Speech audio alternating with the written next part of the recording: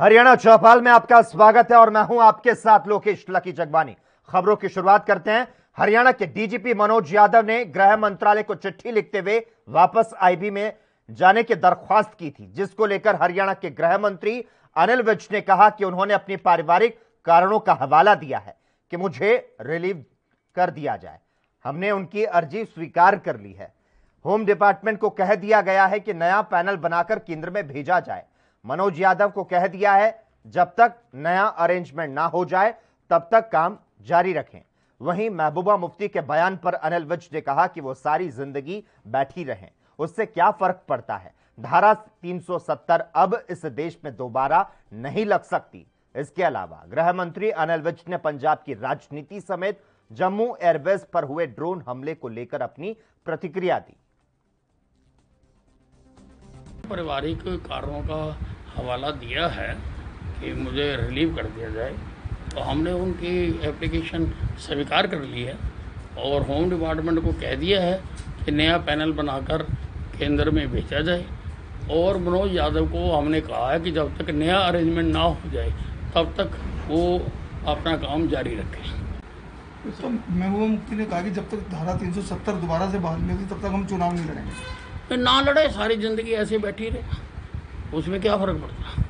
और धारा 370 अब दोबारा नहीं लग सकती इस देश में। कांग्रेस तो सारे देश में सभी राज्यों में टूट रही है। कांग्रेस पार्टी की जो नेतृत्व है, आप उनके रोज़ बयान सुनते हैं, जिस प्रकार के वो रोज़ बयानात करते हैं, तो जनता उसके लिए उनको किसी भी हालत में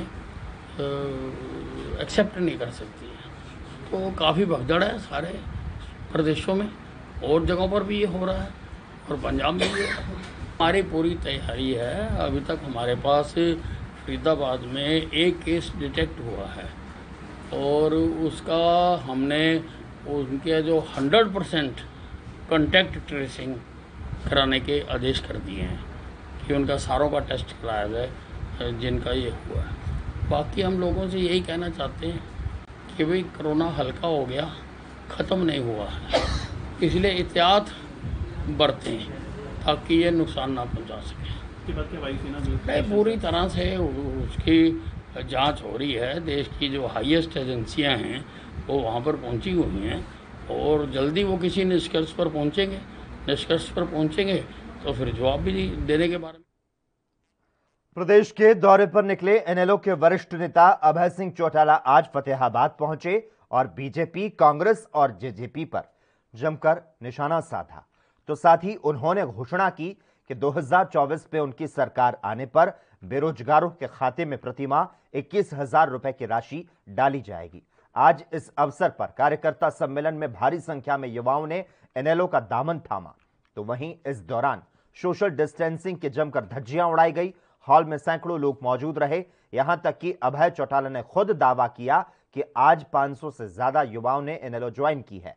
अभय चौटाला ने कहा कि एनएलओ के संगठन को मजबूती देने के लिए वार्ड स्तर पर अभियान चलाया जा रहा है। गांवों में प्रधान बनाए जाएं और पंचों के वार्ड में भी 16-16 लोग पार्टी से जोड़े जाएं। उन्होंने कहा युवाओं से कांग्रेस और बीजेपी ने विश्वासघात किया और सबसे ज्यादा धोखा जेजेपी ने दिया।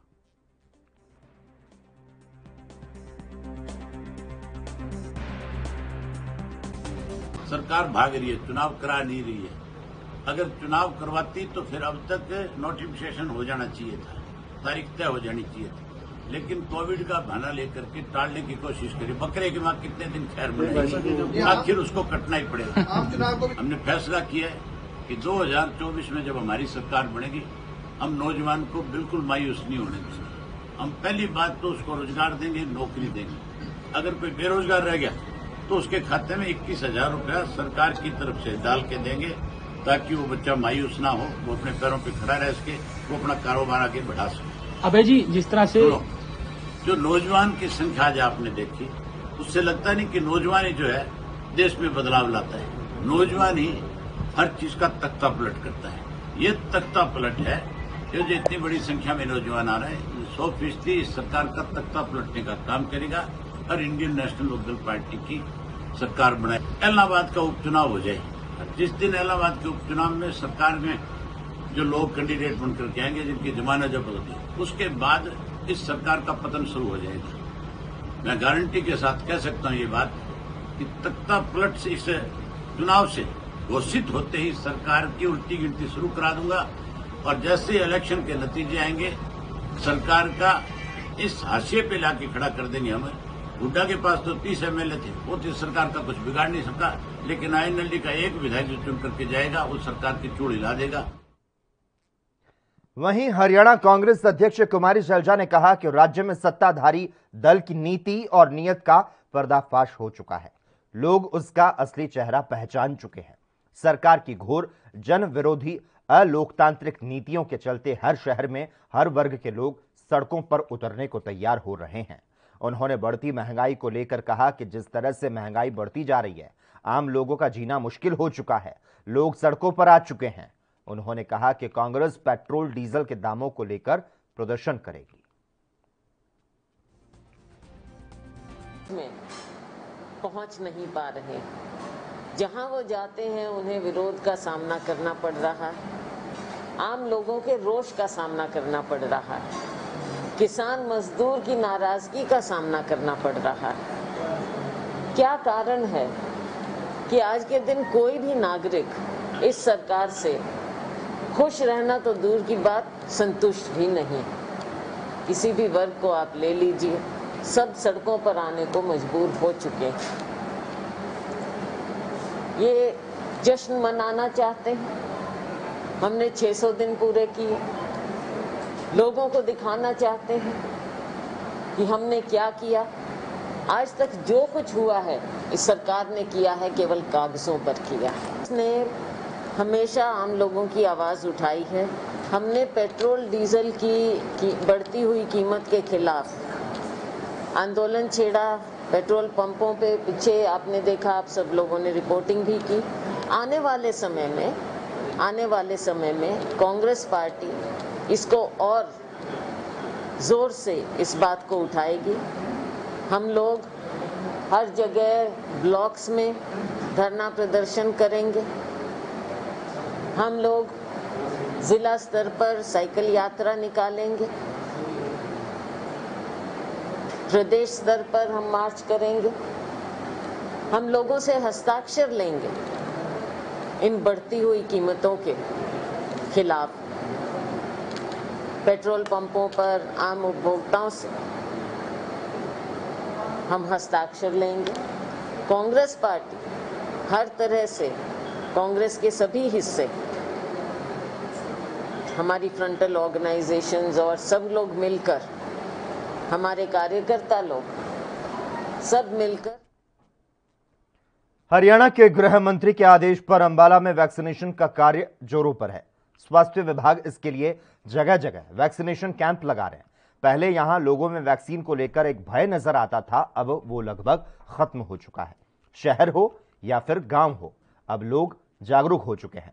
अंबाला उपायुक्त विक्रम सिंह ने बताया कि जिले में 18+ के 55% लोगों को वैक्सीन लग चुकी है और आने वाले 2 महीने में यह टारगेट 100% तक का रखा गया है। इसी कड़ी में आज गृह मंत्री के आदेश के अनुसार स्पेशल वैक्सीनेशन कैंप लगाया गया, जिसमें 18+ के सभी लोगों को दोनों वैक्सीन लगाई जा रही है। इसमें पहली और दूसरी डोज लगाई जा रही है। वैक्सीनेशन को लेकर लोगों में भारी उत्साह देखने को मिला। स्वास्थ्य विभाग की तरफ से आज इस कैंप में 1200 लोगों को वैक्सीन लगाने का लक्ष्य रखा गया। यहाँ पर कोवैक्सीन और कोविशील्ड का एक मेगा कैंप लगाया गया है, जिसमें आज का हमारा टारगेट लगभग 1200 डोजेस का है कि 1200 बेनिफिशरीज को लगभग हम वैक्सीनेशन करा पाएंगे। यहाँ पर पिछले महीने 30 तारीख को कोवैक्सीन का एक स्पेशल कैंप लगाया गया था, जिसमें 1700 लोगों को वैक्सीन लगाई गई थी। आज उनके सेकेंड डोज ड्यू है और सबको मैसेज देकर यहाँ पर बुलाया गया है यहाँ के प्रबंधकों द्वारा। इसके अलावा कोविशील्ड की सेकेंड डोज अगर किसी की ड्यू है, जिसको 84 दिन हो चुके हैं, उसको भी वैक्सीन लगाई जा रही है। और कोई फर्स्ट डोज लगवाने वाला है, चाहे कोवैक्सीन या कोविशील्ड, उसको भी हमें सेवाएं दे रही है। स्वास्थ्य विभाग की तरफ से ये सभी सेवाएं मुफ्त हैं और किसी को ये हर व्यक्ति की सुविधा का ध्यान में रखकर ये काम किया जा रहा है। इसमें हम 65% के आसपास वैक्सीनेशन हम कंप्लीट कर चुके हैं और आने वाले 1 महीने के अंदर हम लगभग 80% तक हम वैक्सीनेशन कंप्लीट कर पाएंगे। अभी जो रिजर्व पॉकेट्स हैं जहाँ पर लोग निकलने में अभी हिचकिचा रहे हैं, वहाँ पर भी हमारा टारगेट है कि वहाँ पर बार बार निकल कर जाकर उनको वैक्सीनेशन कराई जाए। और जहाँ तक ख्याल है आपकी तीसरी लहर का, तीसरी लहर आने की संभावना सभी लोग जता रहे हैं, लेकिन अगर वैक्सीन लगी होगी तो उसकी सिवियरिटी उतनी ही कम होगी। जैसे आपने सेकंड लहर में देखा कि लोग जिनको वैक्सीन की दोनों डोज लगी हुई थी वो पॉजिटिव जरूर आए, लेकिन उनकी जो सिवियरिटी आम पेशेंट्स की वजह से काफ़ी कंपैरिजन में काफ़ी कम थी। तो हम ये दावे से कह सकते हैं कि अगर वैक्सीनेशन 70% 80% लोगों से ज़्यादा को लग जाता है तो हम तीसरी लहर को रोकने में कामयाब होंगे। हरियाणा के पलवल जिले के नागरिक अस्पताल में वैक्सीनेशन का कार्य सुचारू रूप से चल रहा है। Civil surgeon doctor Brahmdeep Singh ने बताया कि जिले में 2,86,000 लोगों को वैक्सीन लगाई जा चुकी है। जिले में 70 केंद्रों पर वैक्सीनेशन का कार्य किया जा रहा है। इसके अलावा सामाजिक संस्थाओं के सहयोग से वैक्सीनेशन के लिए विशेष कैंप लगाए जा रहे हैं। पलवल जिले में कार ड्राइव वैक्सीनेशन का आयोजन किया गया, जिसमें कार में सवार लोगों को वैक्सीन लगाई गई। इसके अलावा ऑटो ड्राइव के दौरान ऑटो चालकों और सवारियों को वैक्सीन लगाई गई। लगातार वैक्सीनेशन का कार्य जारी है और दोनों तरीके की वैक्सीन उपलब्ध रहती है। कोविड के लिए जो कोविशील्ड और कोवैक्सीन दोनों अवेलेबल है। इस समय हम कोवैक्सीन जो है सेकंड डोज के लिए लगा रहे हैं और 70 स्टेशन ऐसे बनाए गए हैं वैक्सीनेशन के लिए जहाँ पे लगातार वैक्सीनेशन चलती है। इसके अलावा कुछ एक्स्ट्रा सेशंस भी लगाए जाते हैं जो कैंप के माध्यम से लगाए जाते हैं और इवन ऑटो ड्राइवर्स के लिए भी इस तरह के सेशंस बनाए जा रहे हैं, जिसमें कि ऑटो ड्राइवर्स को वॉक थ्रू के थ्रू बुलवाया जाता है, वो अपनी वैक्सीनेशन करवाते हैं। उसमें चाहे वो खुद हो चाहे उसमें बैठी हुई सवारी हो, उन्हें इसमें जोड़ा जा रहा है। इससे पहले जो लोग कार में वॉक थ्रू वाला भी सफल रहा वो प्रयोग भी, और लगभग 2,86,000 लोगों तक वैक्सीनेशन अब तक पहुँच चुकी है। इसमें अभी और प्रभावी तरीके से जोड़ने के लिए हरियाणा के रेवाड़ी जिले में आपराधिक वारदातों का ग्राफ निरंतर बढ़ रहा है। पुलिस अपराध पर लगाम लगाने में लगातार नाकाम साबित हो रही है। कालका संगवाड़ी रोड पर 2 स्कूटी सवार बदमाशों ने इनकम टैक्स विभाग में काम करने वाले कर्मचारियों को चाकुओं से घूद डाला और उसकी बाइक छीनकर मौके से फरार हो गए। घायल युवक को उपचार के लिए रेवाड़ी के ट्रॉमा सेंटर भर्ती कराया गया। इस घटना की जानकारी मिलने के बाद मौके पर पहुंची पुलिस ने जांच को शुरू कर दिया है।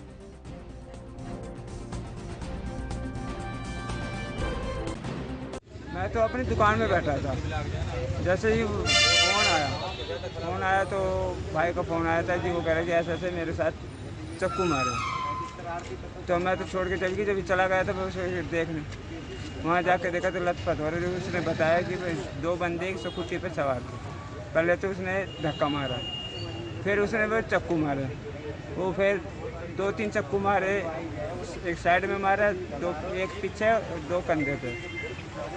उसके बाद में फिर वो भाग गए सब मेरी बाइक लेके, ऐसा कुछ बताया। वो दिल्ली से आ रहे थे, दिल्ली इनकम टैक्स में लगे हुए हैं दिल्ली, वहाँ से आ रहे थे और ये रोड थोड़ा छोटा पड़ता है इसलिए इधर से आ रहे थे। कंट्रोल से सूचना प्राप्त हुई कि कालाका से संगवाड़ी रोड पे एक मोटरसाइकिल सवार को चक्कू मार के मोटरसाइकिल छीन ली, जिस पर मौके पर पहुंचे। मौके पर पहुंच के घटनास्थल का निरीक्षण करें और अभी ट्रामा सेंटर आए हैं। इंजर्ड के बयान हासिल करके उसके ऊपर नियमानुसार कार्रवाई की जाए। अभी तक जो इन्फॉर्मेशन लगी है वो स्कूटी पे थे, सफेद रंग की पे 2 आदमी। फरीदाबाद में खाद्य और औषधि प्रशासन ने गैर कानूनी दवा गोदाम का पर्दाफाश किया। दरअसल सेक्टर 10 स्थित पार्क हॉस्पिटल के पास अवैध रूप से भारी मात्रा में दवाएं जमा की गई थी। क्षेत्र के वरिष्ठ औषधि नियंत्रक अधिकारी करण गोदारा के नेतृत्व में छापे की कार्रवाई को अंजाम दिया गया। इस मामले पर औषधि नियंत्रक अधिकारी करण गोदारा का कहना रहा कि सूचना के आधार पर यहां पर छापेमारी की गई। अभी जांच के लिए यहां से 6 दवाइयों के सैंपल लिए गए हैं और बाकी दवाइयां सील की गई है। आगे की जांच जारी है।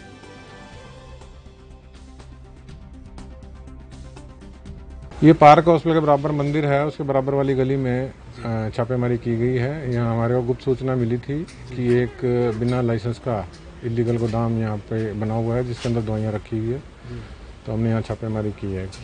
अभी तक क्या कुछ बरामद किया? अभी तो हमने 6 दवाइयों की तो सैंपल लिए हैं टेस्टिंग के लिए, और बाकी जो दवाइयाँ हैं वो सील की जा रही हैं। अभी तक क्या कुछ पता लगा है कि कौन मालिक है इसका? जो यहाँ पर जो मालिक है, यहाँ वैसे तो एक सागर नाम का लड़का है जो इंचार्ज है, लेकिन उनसे पूछताछ में उसने बताया कि ये अनिल भाटिया जो जिसकी पारक हॉस्पिटल के अंदर दुकान है उसका गोदाम है ये। आगे की क्या कार्रवाई रहेगी? आगे हरियाणा के फरीदाबाद में पिछले 10 महीनों में नगर निगम के करीब 1700 ट्यूबवेल का रखरखाव करने वाले ठेकेदारों की पेमेंट न होने से लोगों को पानी की आपूर्ति ठप होने का खतरा मंडराने लगा है। ठेकेदारों ने साफ किया कि अब वे पानी की आपूर्ति ठप कर देंगे। इस मुद्दे पर केंद्रीय राज्य मंत्री कृष्णपाल गुर्जर का कहना रहा कि ये लोगों की सरकार है, इसीलिए लोगों की मूलभूत सुविधाओं का ख्याल रखना उनका धर्म है। इसीलिए ठेकेदारों की पेमेंट होगी और लोगों को पानी मिलेगा। वहीं नगर निगम के कमिश्नर गर्मा मित्तल का कहना है कि 33% पेमेंट दी जा चुकी है और पैसा आने पर बाकी पेमेंट दे दी जाएगी। गौरतलब है कि नगर निगम के लगभग 1700 ट्यूबवेल के रखरखाव का ठेका ठेकेदारों को दिया हुआ है, जो कि समय पर ट्यूबवेल की मेंटेनेंस करते हैं। वहीं ठेकेदारों का आरोप है कि उन्हें पिछले 10 महीने से पेमेंट नहीं मिली और अब वे इनका रखरखाव करने में असमर्थ हैं, जिसके चलते ट्यूबवेल को बंद करने के सिवा उनके पास कोई भी चारा नहीं बचा है। हम लोगों ने काम किया, हमारे परिवार में भी कोरोना का संक्रमण फैल गया। कई हमारे साथी ऐसे हैं, एक साथी की मदर चली गई, एक की फैमिली पूरी बीमार हो गई, उसके बाद भी हमारी पेमेंट नहीं हुई। अब बताओ क्या करें? अब हमारे पास बिल्कुल पैसा नहीं है और आर पार की लड़ाई है। या तो हमारी पूरी पेमेंट दी जाए और हमारा हर माह हमारी पेमेंट दी जाए और जो पिछली बैलेंस है वो सारी पेमेंट दी जाए। अगर नहीं होती है तो आर पार की लड़ाई है। अब ट्यूबवेल बंद करने का टाइम आ गया, बंद करेंगे। पेमेंट्स का तो इशू हो ही नहीं है एमसीएफ में, इससे मैं नकार नहीं सकती हूँ, बट हमने 33% पेमेंट सबकी की है और मुझे उम्मीद है कि जैसे हमारी इनकम बढ़ती है हम और भी पेमेंट्स करेंगे। तो जो हमारे पास पैसे थे उसमें तो हमने जिसकी पेमेंट कर पाए हमने सबकी बराबर। खोरी में तोड़फोड़ कब तक एक्सपेक्टेड है? तुरंत करेंगे और पूरी कार्रवाई करेंगे सुप्रीम कोर्ट के ऑर्डर को। देखिए, कोई संकट फरीदाबाद में रहने वाला नहीं है। उनकी पेमेंट भी होगी, लोगों को पानी भी मिलेगा। हम क्योंकि लोगों के बनाए हुई ये सरकारें हैं, लोगों के आशीर्वाद से ये सरकारें चल रही हैं, इसलिए लोगों की समस्याओं का, चाहे बिजली हो, पानी हो, सड़क हो, पार्क हो, सबकी समस्याओं का, सीवर हो, सबकी समस्याओं का समाधान करना। फरीदाबाद में नवादा कॉलोनी के लोगों ने फरीदाबाद नगर निगम में जमकर नारेबाजी की और प्रदर्शन किया। गर्मी से बेहाल कॉलोनी के लोग नगर निगम में पानी जैसी मूलभूत सुविधा के लिए एकत्रित हुए। इसके पहले इन सभी नगर निगम में पानी की समस्या को लेकर नगर निगम में ज्ञापन सौंपा गया, लेकिन बावजूद इसके उनकी मांग पर किसी तरह की कोई सुनवाई नहीं हुई और साथ ही इन सभी लोगों का कहना रहा कि नगर निगम अधिकारी इनकी समस्या नहीं सुनते, वे परेशान हो चुके हैं, इस गर्मी में पानी की किल्लत से जूझ रहे हैं। तो वहीं वार्ड नंबर 16 के पार्षद ने बताया कि पानी की किल्लत से उनके वार्ड के लोग परेशान हैं, इसीलिए आज वे नगर निगम आए, जहां फरीदाबाद नगर निगम कमिश्नर गरिमा मित्तल ने उन्हें जल्द पानी की समस्या का समाधान करने का आश्वासन दिया। परेशानी है, 3 ट्यूबवेल पास है, ट्यूबवेल आ जाए हमारे पानी परेशानी दूर हो जाएगी। हम तो होली के बाद से परेशान है जी। हम कई टैंकर पानी खरीद के मंगा लिए, खाने को नहीं है, पानी खरीद के मंगाते हैं। हाँ मिले, वो कहे कि 1 हफ्ता 2 हफ्ता में लग जाएगा, लेकिन नहीं लगा। लॉकडाउन लग गया, फिर देखते देखते भी नहीं लगा। 1-2 बार आए, उसके बाद से हमारी के बुलाया गया, नहीं आए, कोई सुनवाई नहीं होता है जी। आबादी है उस इलाके की जहाँ आप रहते हो? कम से कम 8-9 हज़ार है, बहुत मकान बन गई है। पानी की मांग है। नवादा कॉलोनी वार्ड 16 के निवासी हैं। 2 महीने पहले, लॉकडाउन से पहले ये लोग सभी आए थे यहाँ और इन्हें 1 सप्ताह के लिए आश्वासन दिया गया था कि 1 सप्ताह का टेंडर करके, शॉर्ट टेंडर, आपका ट्यूबवेल लगवा दिया जाएगा। लेकिन 2 महीने बीत के कोरोना का बीच में समय रहा, उसके बावजूद आज तक कोई कार्रवाई नहीं हो पाई है और बहुत भारी पानी की दिक्कत है। पानी इन लोगों को शैली पे तो जो गरीब आदमी हैं, जो आज कोरोना काल में वैसे ही लोगों की नौकरियां छूट गई हैं, आमदनी के सोर्स कम हो गए हैं, उसके बाद गरीब आदमी कैसे जीवन यापन करे। पर्यावरण संरक्षण अभियान के तहत हरियाणा के जिला रोहतक के सिरसाली धाम सांपला में पौधारोपण का कार्यक्रम रखा गया। इस मौके पर सहकारिता मंत्री और प्रदेश उपाध्यक्ष मनीष ग्रोवर और वरिष्ठ बीजेपी नेता सतीश नांदल ने सिरसाली धाम पहुंचकर पौधारोपण किया। वहीं धाम के महंत और ग्रामीणों ने मंत्री ग्रोवर से धाम के तालाब की सफाई करवाने के लिए सहयोग दिलाने की अपील की और इस दौरान ग्रामीणों की अपील पर ग्रोवर ने तालाब की सफाई में सहयोग करवाने का आश्वासन दिया। उन्होंने कहा कि नगरपालिका अधिकारियों से बात हो चुकी है, बारिश के मौसम से पहले तालाब की सफाई करवा दी जाएगी। मैं जी जब से यहाँ आया हूँ, यहाँ जी गंदगी के ढेर लगे हुए हैं और जो नेता हूँ सर छोटूराम के यहाँ अपने माथा टेक कर और अपनी राजनीति चमका कर चले जाए। इस तालाब की तरफ ये झील है, इसकी तरफ किसी का कोई ध्यान नहीं। और गांव के बच्चों ने हमने लाग कर इस तालाब में बहुत मेहनत कर ली जो हाथा की थी, और जो मशीन का काम था प्रशासन वो करवावे। और यह इनका प्रशासन था अपनी अपील। हम आज आए थे पौधारोपण के कार्यक्रम में।